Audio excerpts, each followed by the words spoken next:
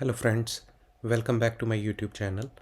Uh, Today's video we are going to talk about how to create linked services and data sets within Azure Data Factory, because these are the two basic components of ADF. Even if you want to create any pipeline or orchestrate a workflow, you would still need a linked service and a dataset creation.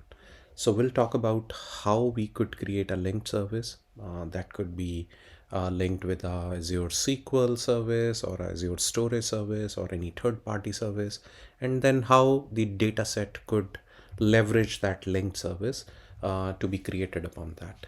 So stay tuned, guys, and I'll be showing you the same how to do it in Azure Data Factory.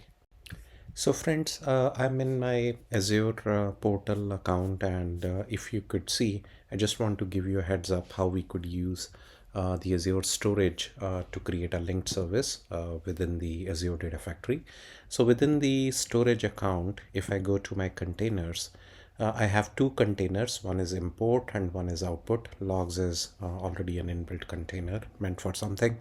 And within the import, I have a file named as dpt-oracle.csv.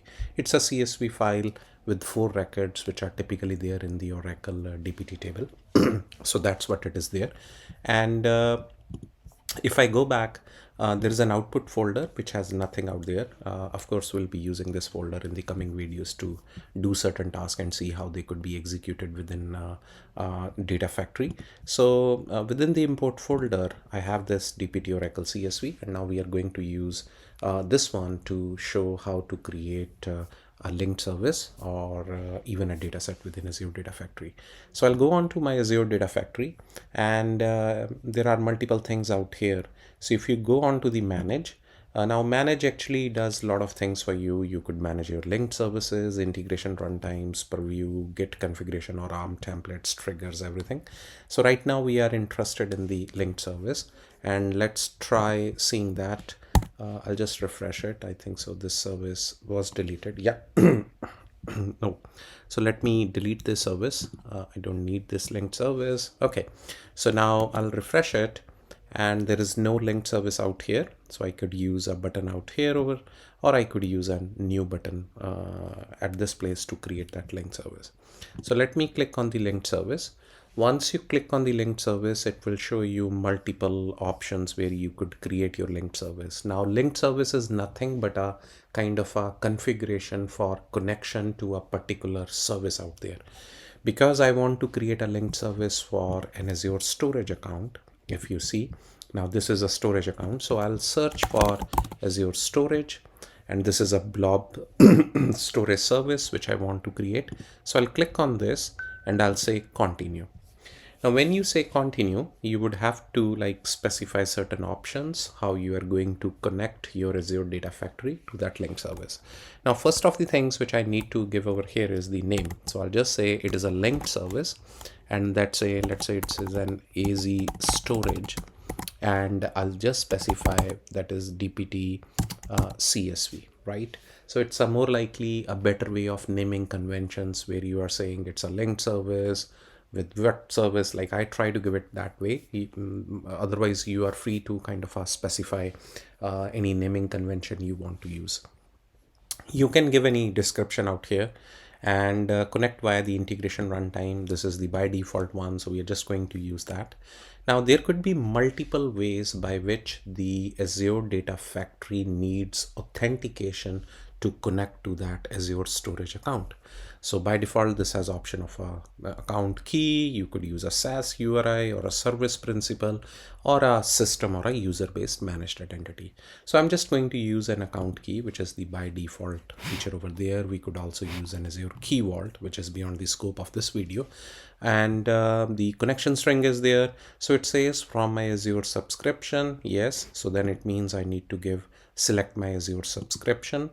And then I need to specify the Azure storage account. So it automatically picks up one storage account, which I've already shown you. This is my storage account. So I'll specify that, which is there. And yes, it says test connection to a linked service. Yes, I just want to kind of test the connection. So once I test the connection, just in order to make sure, yes, the connection is successful. So it means the Azure Data Factory can communicate to the Azure storage account. So now it is technically communicating to the Azure storage account. We are not actually going on to the individual containers or anything, but it could fundamentally connect to that. So once I am good with this, I have already specified everything. So I'll specify create.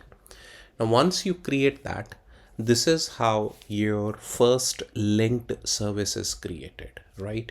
Now, this linked service could be used in order to create data sets.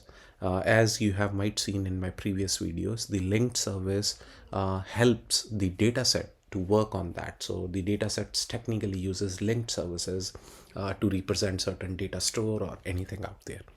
Now for creating a dataset, I'll go on to the author and I have like multiple pipelines, datasets, data flow. So I'll choose on to the dataset and I'll say, let's say a new dataset out here.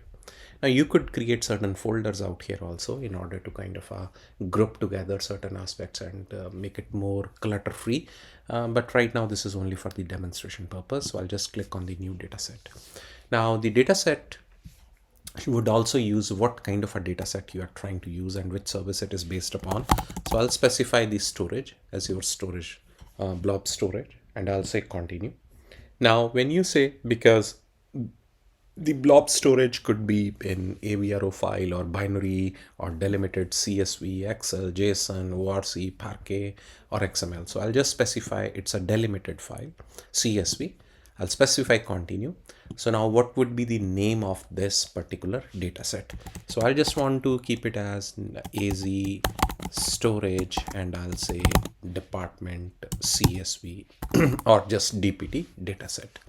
Now every data set needs to be based upon a particular linked service, and if you see, you get that linked service which is already there in the data factory. So we get that. Otherwise, if you have not already created, you could still use a new to create that.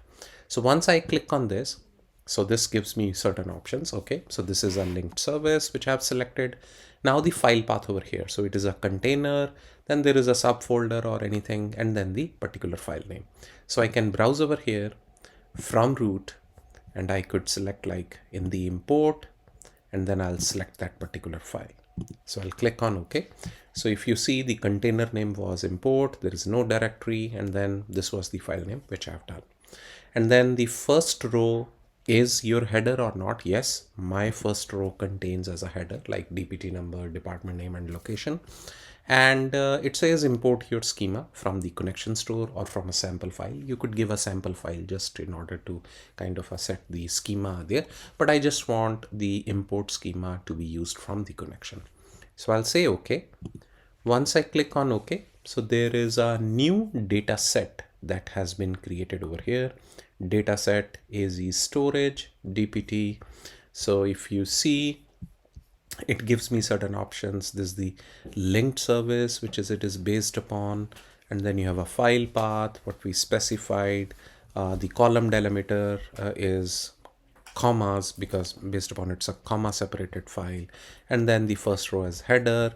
If I go to the schema, so yes, it automatically picks up the schema. Column name is department number, D name, and location. By default, it tries to pick it up the way it interpreted it. So it interpreted as the form of a string. And if you want to see the parameters, there are no parameters. So that's how you are able to create a data set based upon that particular schema also, right?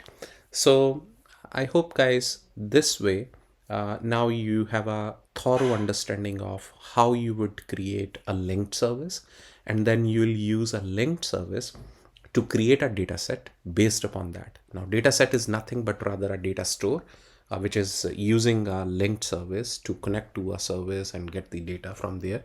We could use a storage account, Azure SQL, or any other service. So there are so many connectors out there.